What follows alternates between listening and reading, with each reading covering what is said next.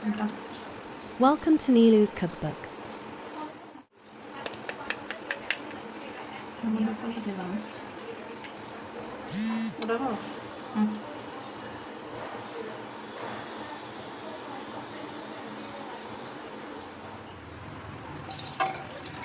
Half KG দুধ দিলাম, সাথে হাফ কাপ গুঁড়া দুধ ভালো করে মিক্স করে নেব।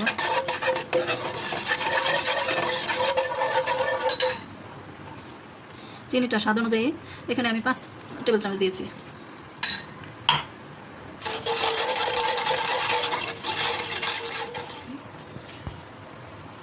দুধটা এখন জালে এসে গেছে, ববলে আসছে মাত্র। বেশি জল করতে হবে না, 4-5 মিনিট 7 মিনিট করলেই হবে। এখন এই পর্যায়ে আমি সুজিগুলো দিয়ে দিচ্ছি। এখানে 5 টেবিল চামচ সুজি আছে, আমি অল্প অল্প করে দিচ্ছি আর নাড়া দিতেছি যতটুকু লাগে।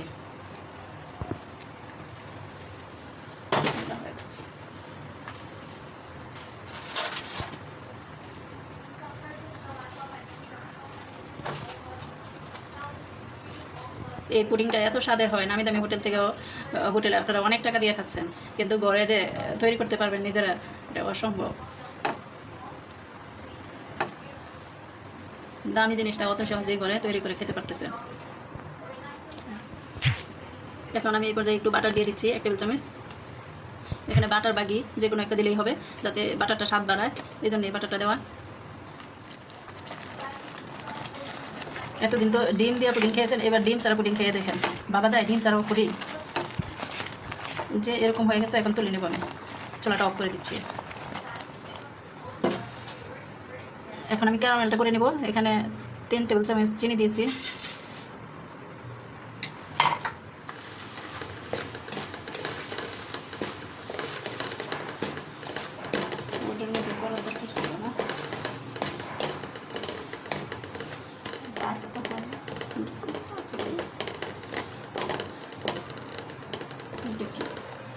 যে ক্যারামেলটা হয়ে গেছে, এটা চুলা বন্ধ করে দেবো। এখন মোল্ডের মধ্যে ঢেলে নেব।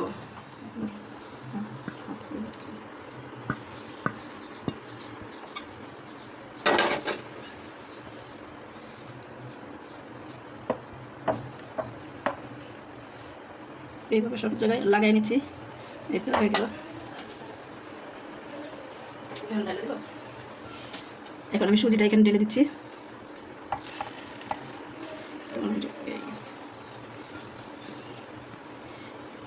না, ধাক্কা দিই।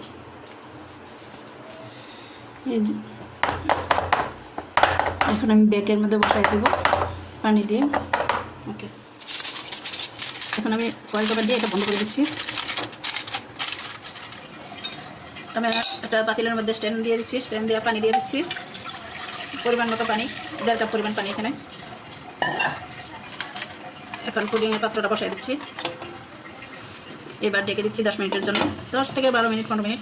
বোলটা বন্ধ করে দিচ্ছি যাতে বাফ না বের হইতে পারে।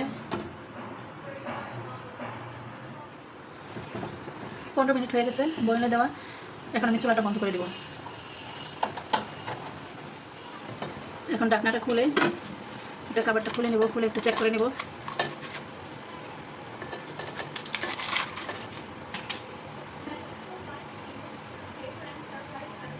হয়ে গেছে। এখন আমি মোল্ড থেকে বের করে নেব, এভাবে করে নিই সাইডটা।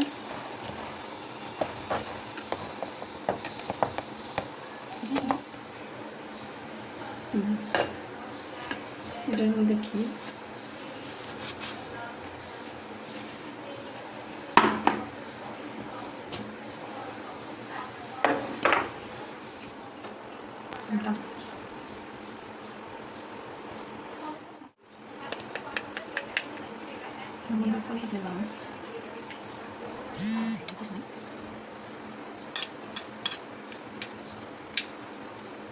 দারুণ টেস্টি একটা পুডিং হয়েছে, আপনারা করে দেখবেন, ইনশাল্লাহ ভালো লাগবে।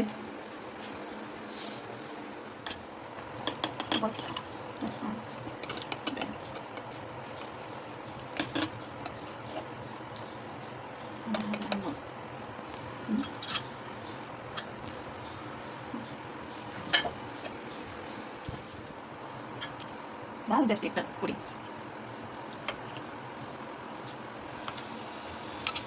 খালি খাবেন না এত মজা হয়েছে।